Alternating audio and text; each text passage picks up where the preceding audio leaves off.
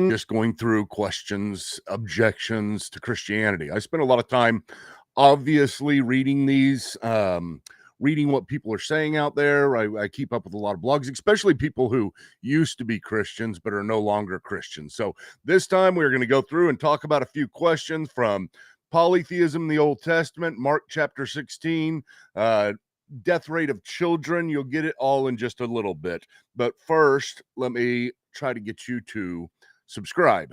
Wherever you're at, subscribe to this channel. If you're coming to us on Twitter or on Facebook, you can go over to YouTube and subscribe there. I try to push these things through all of the major social media outlets that we have at Credo House and my personal social media outlets. I think it's working okay. I'm getting better at it as we move forward.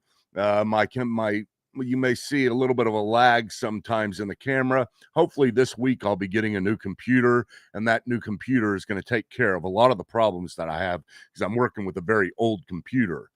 But don't forget to subscribe and check us out at credocourses.com or credohouse.org. Both of those. Credo Courses is the place that you go to find our curriculum, including the theology program, the most important curriculum that we have ever produced in the 25 years that we have been in existence.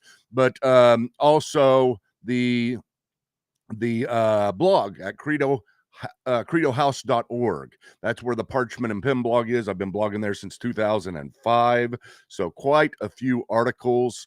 And one of the main things I try to do is, just like in this Theology Unplugged sessions, that I try to be unplugged.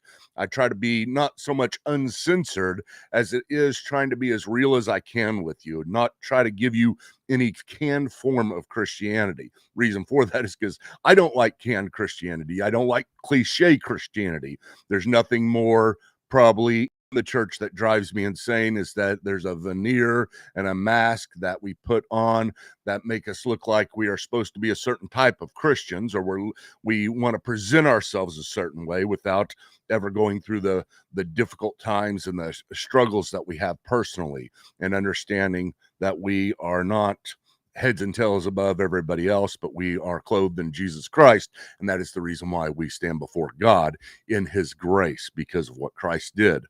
But other than that, we struggle just like everybody else. And sometimes I don't think it's represented, but with questions as well. Whenever you're talking about objections to Christianity, which I'm going to be talking about here today, these are all objections. I rarely find any anymore that are something new to me. I mean, every once in a while I do find something that kind of strikes me and I say, well, that is a really good question. I've never thought of it that way. But most of the time I've had these in my own personal reflection. You know, I do not just try to confirm what it is I already believe, even though in some sense, of course, I want to. I'm emotionally inclined to believe what I already believe, the most comfortable. We don't like change. And so whenever something new is introduced, my first thought, and everybody's first thought, is to reject it and just kind of write it off as something simple or something that anybody could answer. But some of these questions are very hard, and I think we need to deal with them honestly with ourselves, so that we can deal with them honestly with the world as well. I mean, people can see through the veneer Christianity. And so we've got to do our best to be ourselves and to really wrestle with questions. But having said that, there's not many that I have not come across that I have not asked myself, to myself, and struggled with myself. So let me start. This is one I was reading earlier today, and it is, was the ancient Jewish religion polytheistic? Now, the objection here is that whenever you look at the Old Testament, you don't really see anything different than what you see in the Fertile Crescent or in the world of Mesopotamia, all the area around Egypt and Jerusalem and Syria, all that area, they all had the same type of religious outlook, which was a polytheistic worldview. And having a polytheistic worldview simply means that you have more than one God. Polytheism is very well represented today, especially within Hinduism, but many people are polytheistic. The Mormon religion is polytheistic. I don't know if they admit to that, but I mean, essentially they are. that there are many gods. And so, whenever you're looking at the Old Testament, many people who would object to it, and I understand where they get this, is that in the Old Testament, it seems to acknowledge the existence, at least, of other gods. And this is very true. I mean, whenever you're in the Old Testament, there are parts, uh, big parts, I mean, maybe even the mass majority of it, that seems to be acknowledging that the other gods exist besides God. Even in the first commandment, he says, God says, "You shall have no other gods before me." Doesn't say the first commandment is to believe that there are no other gods, but you shall not have any of the other gods before me. I'm the first. I am the primary God. There's another primary passage in Deuteronomy chapter 28 that is referred to quite often, and very rightly so. Let me read it from I'm going to read it from the New American Standard first. It says, when the Most High gave the nations their inheritance, when he separated the sons of men, he set boundaries of the peoples according to the number of the sons of Israel. So he set boundaries, and who got these boundaries? According to the number of the sons of Israel, the sons of Israel. But the problem with this is that this does not reflect our most ancient manuscript evidence in the Dead Sea Scrolls. From the Dead Sea Scrolls, if we are reading this, it doesn't say the sons of Israel, it says according to the gods. Whenever God divided the nations, he divided them according to, and let me read it from the Net Bible first, because it almost gets there. It says, when the Most High gave the nations their inheritance, when he divided up humankind, he set boundaries of the people according to the number of the heavenly assembly. Now, I think even that is, I know they're trying to do, but at the same time, that's really what it says. I think the New American Bible, surprising as it may seem, sometimes they really do get things very well. Not saying most of the time they don't, but in the New American Bible, it has this: when the Most High allotted each nation its heritage, when it separated out human beings, he set boundaries of the people after the number of the sons of divine beings. So, again, I mean, maybe not saying gods, but divine beings is the same thing. So, right here we have I'm trying to look at another interpretation, see if anybody had Revised Standard Version does have it that way. It says he fixed boundaries of the peoples according to the number of the sons of God. And so the sons of God, what are these? These are sons of God. These are other gods. The divine assembly, the Old Testament speaks of very, very often, that God gathers the divine assembly. And, he talks about other gods throughout the Old Testament. Now, of course, this is polytheistic. This is the belief in other gods. So the question is, was ancient Israel not really monotheistic? Were they polytheistic? Well, I would say they were polytheistic. I mean, Abraham was polytheistic. Whenever God called him out of his land, he worshipped many gods, but he set his allegiance toward God, toward Yahweh, toward the Lord Most High, and that's what God commanded him to do. But you do see sprinkling and hints that get clearer and clearer throughout the Old Testament about there being only one God. I mean, Deuteronomy chapter 6, verse 4 says, the Lord our God is one God. Now, that doesn't say he's the only God, but he does say that he's one God, and it really begins to focus our attention upon the unity of God, and that he's not divided. There's not many of him, but he is just one God. And then, of course, throughout the Old Testament, as you get into Isaiah, chapter 40 through 48 is one of the greatest diatribes in all of Scripture. I love it. It's humorous. It's fun to listen to. And it's just God basically mocking people for worshiping other gods, that these gods are not really gods. They can't do anything. And so you have this in the Old Testament, yes. The question is that I read today was, what makes the Old Testament different? What makes Israel different than the polytheism of the day? The polytheists also, had many gods, and each person would focus upon a certain god according to whatever it is that their purpose was.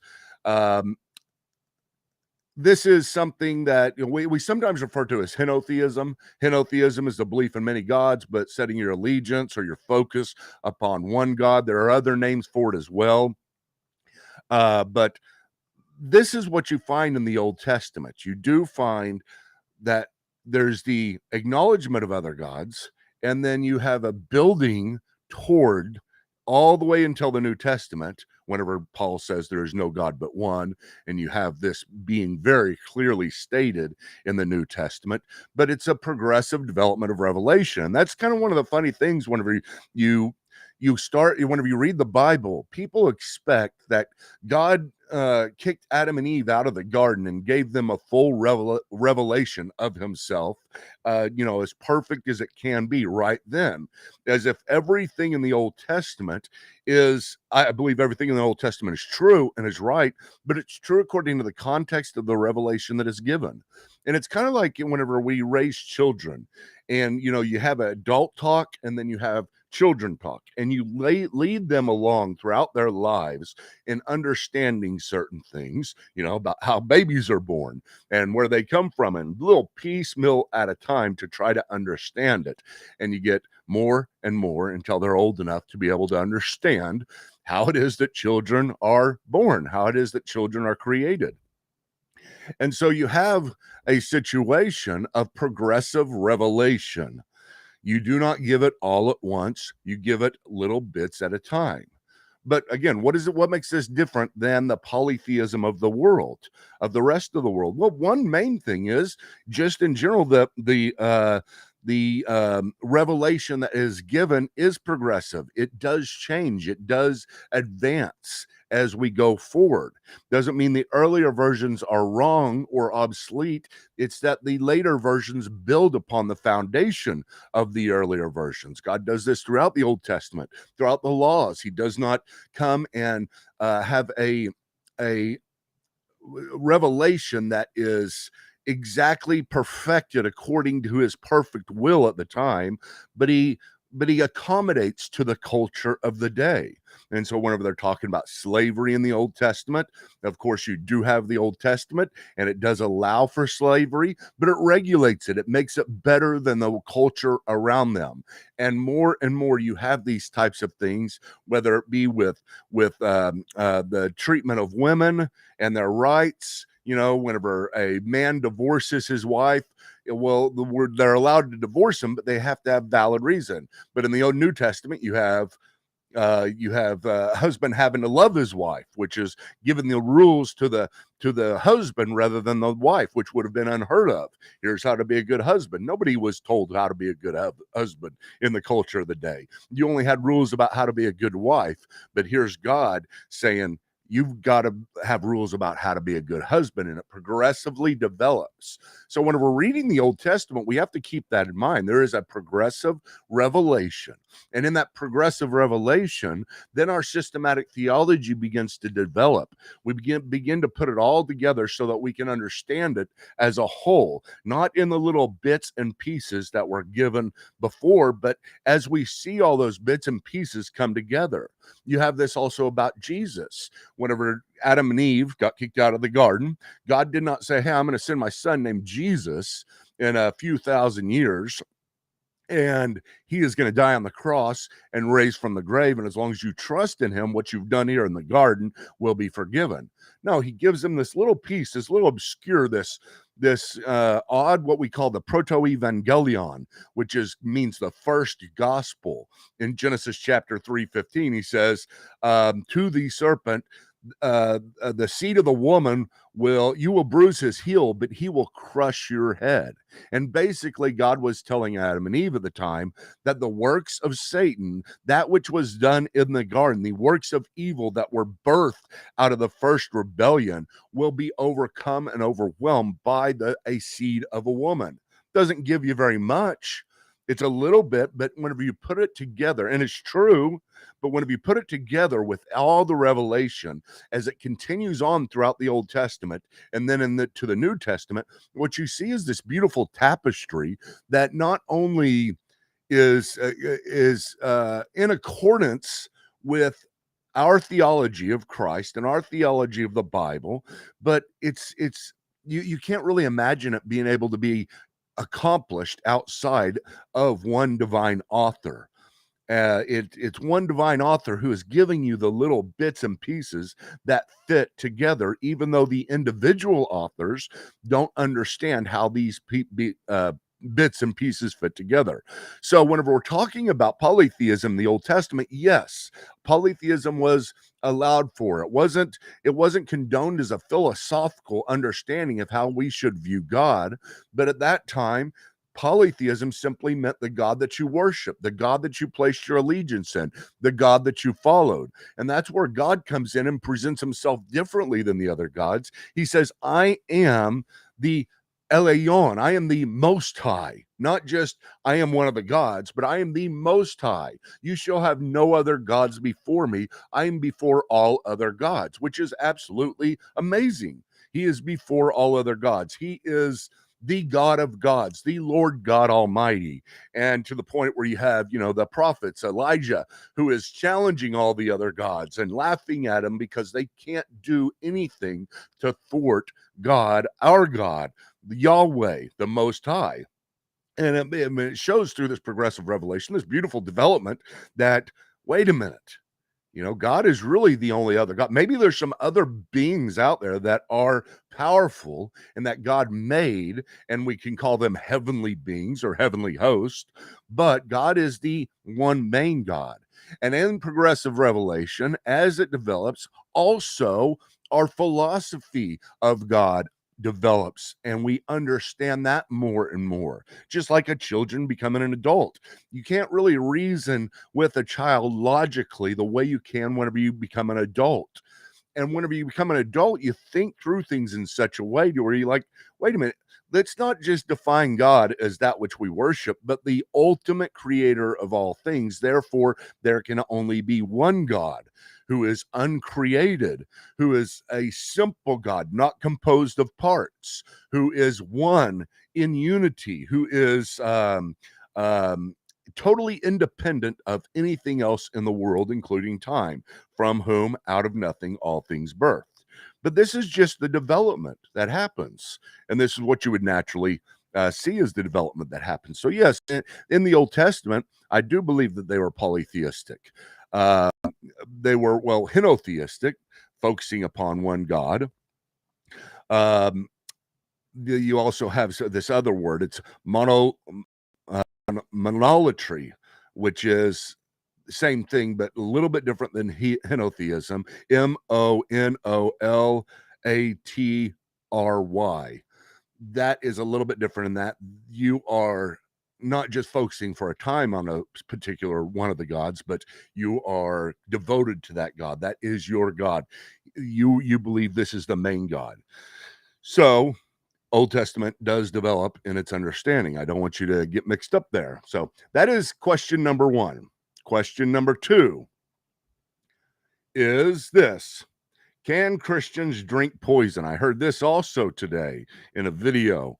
Some guy was teaching other Christians, and he brought up Mark chapter 16, and he was an atheist, and or just people within our culture that were kind of Christian. I don't know how Christian they really were, but he was trying to talk them into not being a believer and ridiculing Christianity based upon this passage in Mark chapter 16. And you hear this quite often, people using this passage for both, in the church for ill and outside of the church for ill, in the sense that they bring it up and use it in an abusive way within the church and then mock Christianity from outside the church. But listen to this. This is in Mark chapter 16, after Jesus has risen from the dead. And Jesus is talking to the apostles and tells them what it is that they are to do now that he is risen, that he is getting ready to ascend into heaven. What is the commission that he's giving them? And it says, go into the world and preach the gospel to all creation, verse 15. Verse 16 says, this is Christ talking, he who has believed and who has been baptized shall be saved, but he who has disbelieved shall be condemned. These are the signs that will accompany those who have believed. In my name, they will cast out demons. Now, maybe so. I mean, I've never cast out a demon that I know of, They will speak in new tongues, new languages. Now, I certainly haven't done that. I've learned Greek and I've learned Hebrew and no English, but those are the only ones that I've ever done. And I can't even speak Greek or Hebrew, at least not very well. As both of the ones that I speak are both dead languages, although the Hebrew's picked up and is now revived.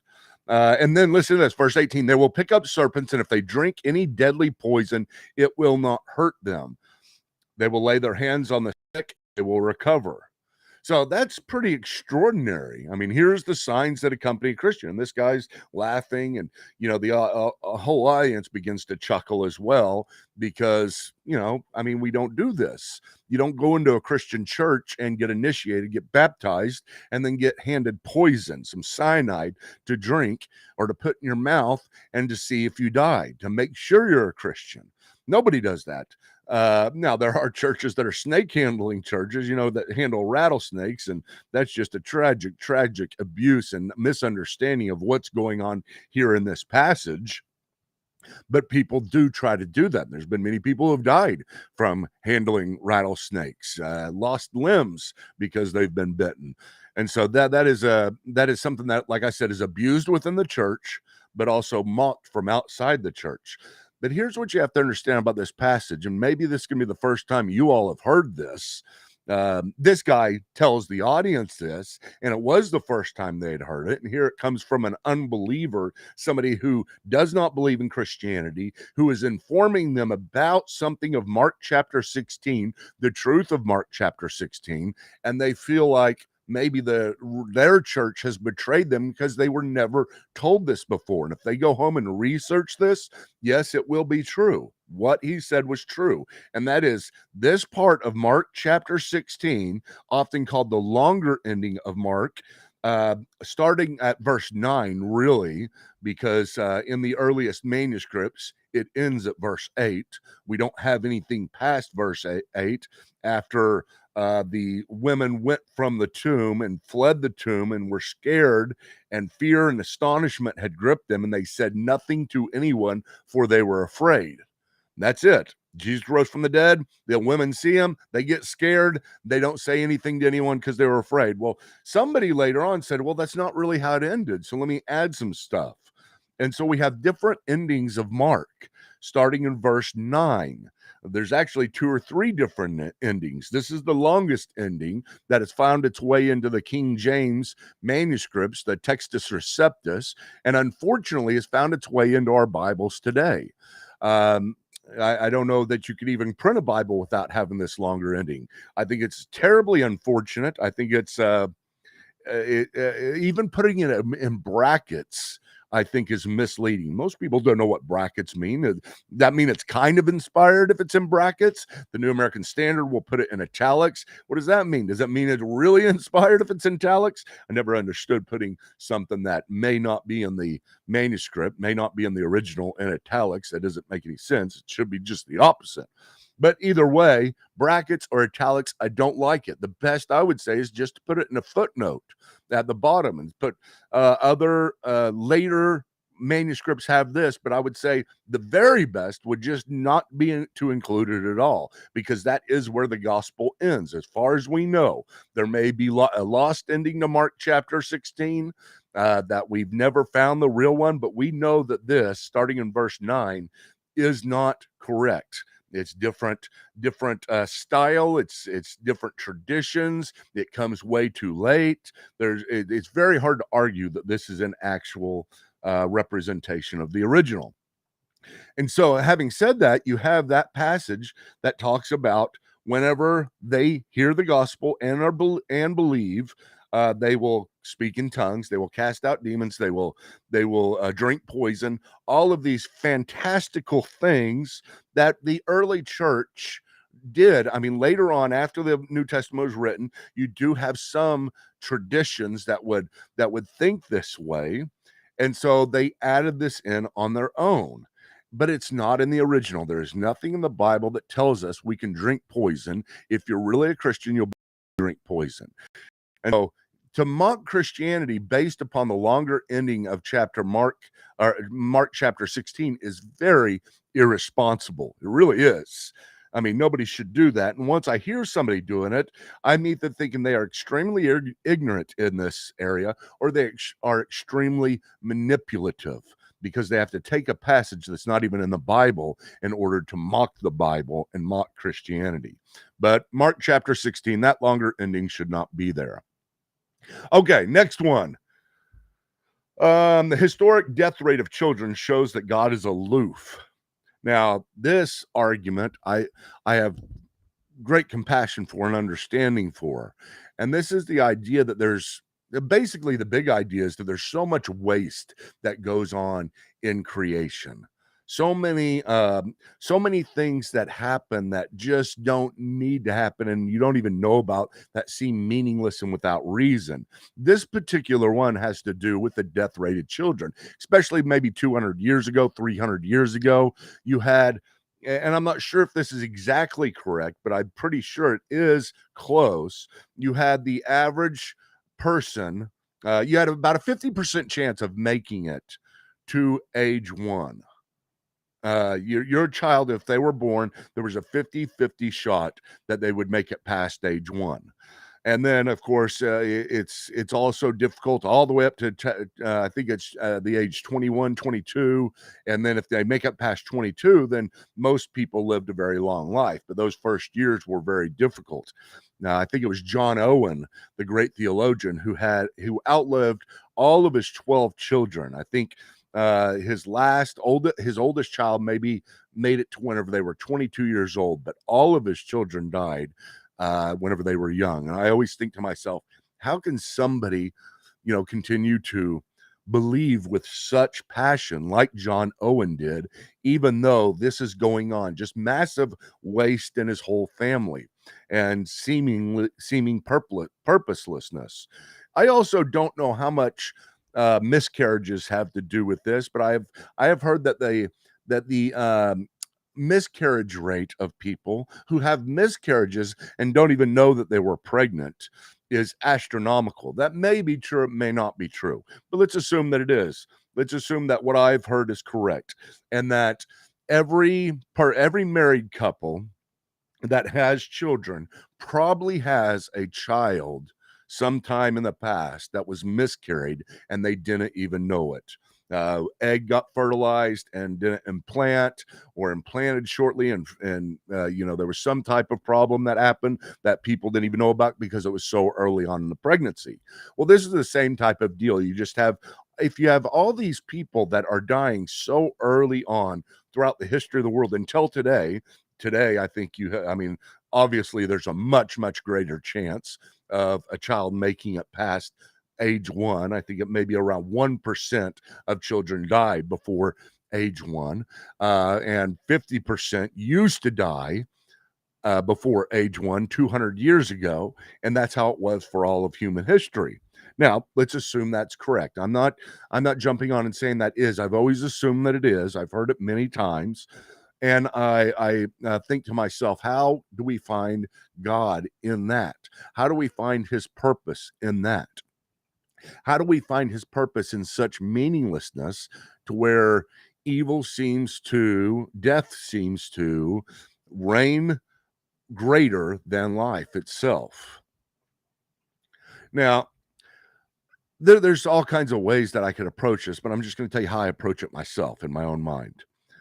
I read the scriptures in the Old Testament, in the Psalms, and in Ecclesiastes, in Lamentations, in many of the letters that are very downtrodden, like Job, the book of Job, to where you don't understand. It does seem like it's been meaninglessness.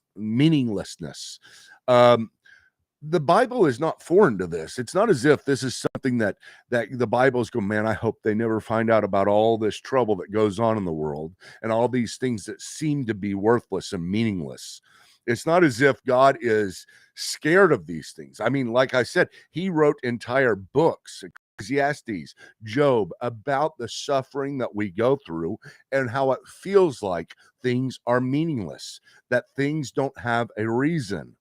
Now, somebody from the outside looks at this and says, there can't be a God if there are these types of things going on, because what you're saying is that your God, who is all powerful, who is in control of all things, and has a reason for doing the things he has a reason for letting all of these children die.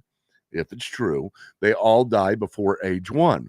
And of course, you look at that, and there is an emotional connection you may make to that, especially if you have children, especially if you've had a child who has died.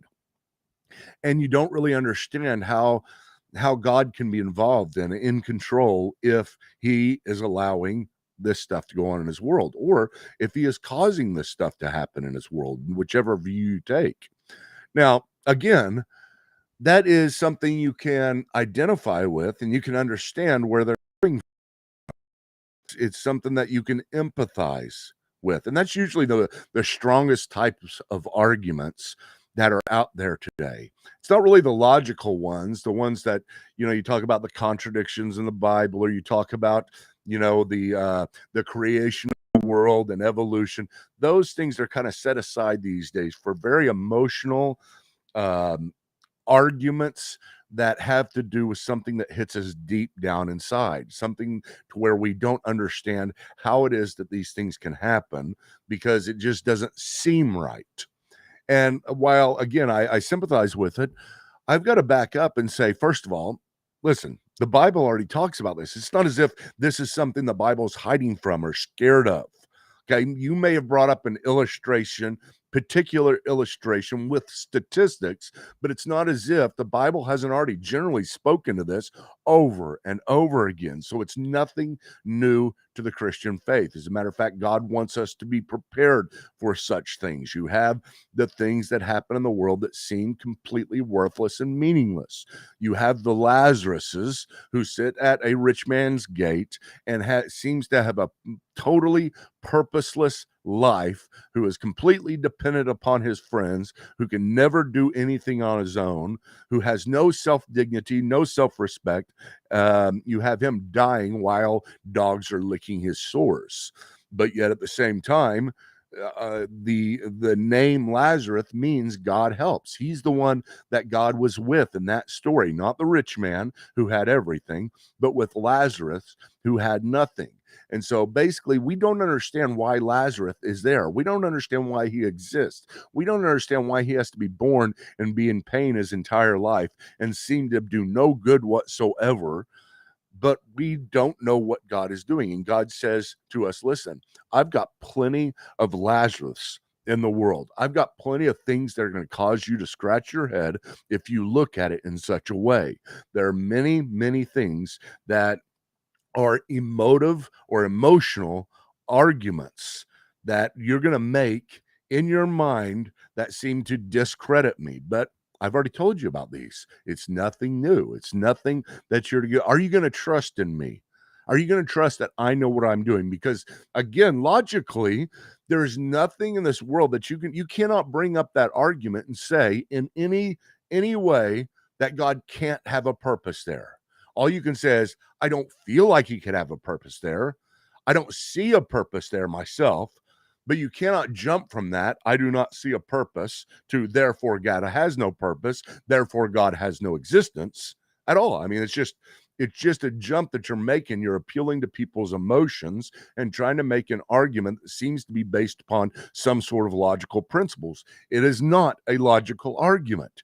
It is not a rational argument. It is not powerful in any sense from the standpoint of your philosophical worldview. It's only powerful from an emotional standpoint. But again, there's nothing new. It does not surprise us. It should not surprise us. We have to trust in the Lord with all of those things that happen in our life that seem to be meaningless. This brings me to my last one, which is very similar. And this is one that I read today as well. It is called The Day That God Overslept. This speaks about a incident in 1996 that happened in Scotland, again very much like the issue we brought up just a moment ago, to where a gunman walks into a school and shoots 16 children. Now this we know about these things. These things happen all the time. It's not as if we have to go back to 1996 to find this. But this is the one that stands out because there was a teddy bear that sat outside of this school that had a sign around it that said, "The day that God overslept." And again, this guy brings it up. This particular person that I'm watching, and he says God overslept that day, and God has overslept many, many, many days. That's what he says. Now, again, it's an emotional argument. It's basically saying the same thing, that a good God could not allow these types of things to happen because I don't want them to. I don't like it, and if God does allow these things to happen, I don't like him. Therefore, I'm just going to go ahead and say that he can't exist, but it's completely illogical. Of course, God can exist. Of course, he can allow bad things to happen. Of course, things like this do happen quite often, but it's nothing that we haven't dealt with before. It's nothing that is outside the structure. It's not as if we have no pieces of this part of the puzzle of Christianity. We have so many of these pieces. The first book of the Bible, Job, was the entire section of suffering and pain and seeming meaninglessness. God wanted us to have that book very first, because historically speaking, I believe that Job was written first. And so you have a God who tells us, hey, listen, before you get into this deal, there are bad things that happen. Not whenever you become a Christian, it's not as if all of a sudden you blind your eyes towards these things, or they don't happen to you, or they won't happen to your children, or now you'll have a completely perfect understanding of it because I explain why I do it. He basically says at the beginning, I don't explain why I do it. You're going to have to trust me. I love you. My grace is sufficient for you.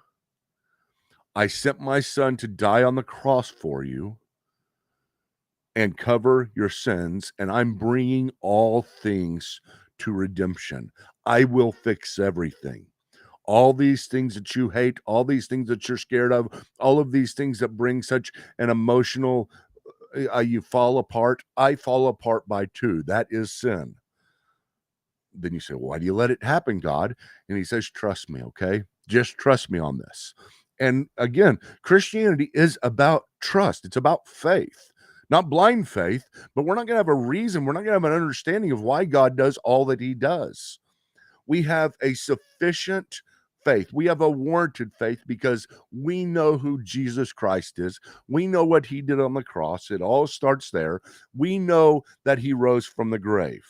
And from there on, all the dominoes fall out, and we can, based upon what Christ did, based upon the historicity of the person and work of Jesus Christ, based upon our faith in him, we can trust that God is bringing all these things about for good. I mean, Christ is the ultimate illustration, is he not? Christ is God in human flesh who came to the earth rejected by his own creation, who was hung on a cross by his own creation, laughed at, mocked, beaten beyond recognition. And yet that is the most significant event that has happened in all of history. Why do we know? How do we know that? Because God told us that. There are some things that he tells us the reason why they happen, but the mass majority of all the bad stuff that happens in the world, he doesn't tell us why it happens. He just says, trust me. But there's no logical argument that has been made here whatsoever. There's nothing in here that is even compelling that says, well, Christianity can't be true. Not the polytheism, not the Mark chapter 16, not the death rate of children. None of these things even suggest, since the Bible is so open. Now, if the Bible did say, you become a Christian and you'll never have anybody, you'll understand everything. You'll never have any children who die. You'll never have a misunderstanding about world events. Or once a certain number of people become Christians, everything will be fixed. There will no longer be any suffering, any pain for Christians. And then, of course, people could look and say, hey, look at this community of believers over here. They believe in Jesus, and there's not one person in this group that has ever had cancer. There's not one person in this group who's ever had a child die. That sort of stuff. That's what they expect. It's like that's what they expect.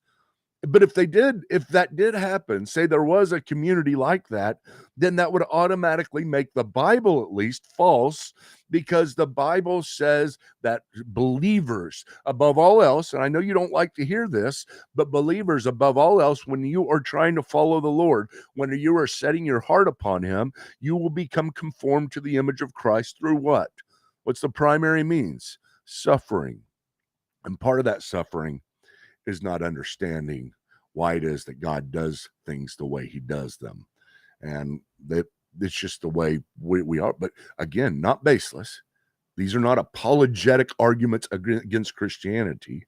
They're emotional arguments that we all should look at and try to deeply sympathize with, yet at the same time, bring them to their proper conclusion that they can't speak anything against our faith, at least.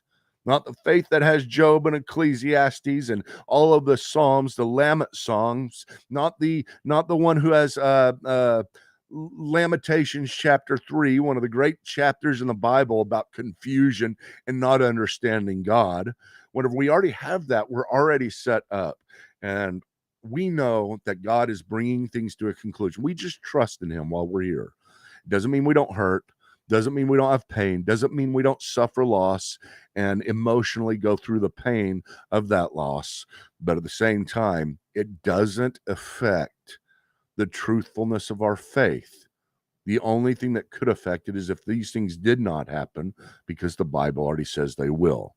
So I hope this has been helpful for you. Thank you for joining me on Theology Unplugged. We'll get back to another Conversations with Tad next time, I believe it is. We're going to do one of those tomorrow. But if you're coming to me live, once again, make sure you subscribe and check us out. Also, your way that you can support us is right here. Support us by going, I believe this will take you to the Patreon. Yeah, this takes you to Patreon, my Patreon page, which you become a member of. You get all kinds of great stuff, and it's really cool. You'll love it. I post lots of stuff here. This is, a matter of fact, going to go there immediately after it publishes. And we have live classes. The live classes are starting again next week, once I get a new computer that can facilitate these things. Right now, I'm having trouble with my computer. It's too old. But you'll want to show up for those things, live formal classes. Go to Patreon. This is the way to support us. Keep what we are doing going. Keep courses being given away all over the world that are not dumbed down whatsoever, but disciple people in theology from beginning to end. So we'll talk to you next time. Thanks